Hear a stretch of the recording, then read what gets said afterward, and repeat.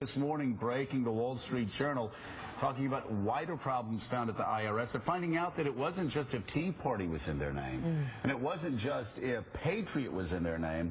Also included those worried about government spending, debt, taxes, basically any conservative fiscal approach. The IRS decided, this is mind-boggling. I'm going to say what else. I want you to continue, Mika, but what is mind-boggling also is the headline on the front page of the New York Times, which didn't even put this on the front page of its national edition this weekend. Their headline, IRS focus on conservatives gives GOP a path, an issue to seize on. This while, Mika, the ACLU is coming out talking about how chilling this is, how frightening this is, that this government is using the Internal Revenue Service to target people with whom they disagree. It does not look good at all. It looks, I'd say, embarrassing as a way to start, but we'll find out much more. Joining us now from Washington, we have NBC News senior investigative correspondent Lisa Myers joining us now. Lisa, great to have you back on the show. What are you hearing there? Thanks, Mick. Well, people I talked to over the weekend in both parties were absolutely dumbfounded that something like this could happen in the IRS.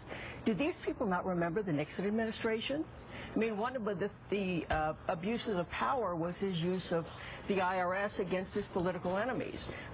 Clearly what the IRS has said so far doesn't add up. An official on Friday said, well, conservative groups were targeted, but this wasn't politically motivated. Huh?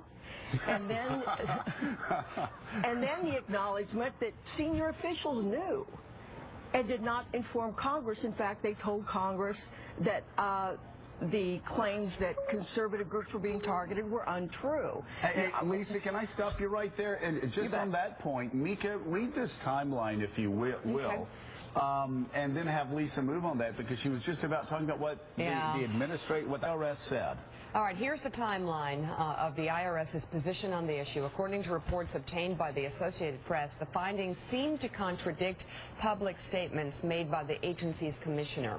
In March of 2012, IRS Commissioner Douglas Shulman testified that there was, quote, absolutely no targeting, adding that the investigations were, quote, the kind of back and forth that happens to people.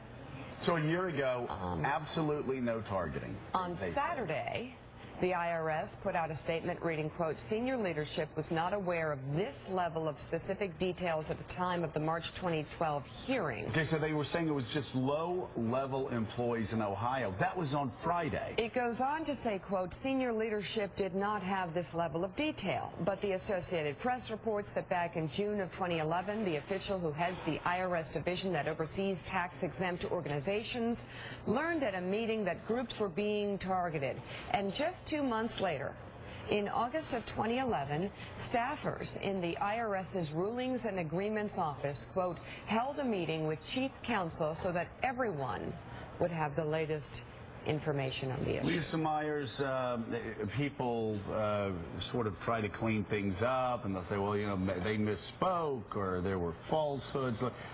These are just out-and-out lies. I mean, people in Middle America would just call these out-and-out lies. The IRS has been lying, and I'm kind of shocked. Even Mother Jones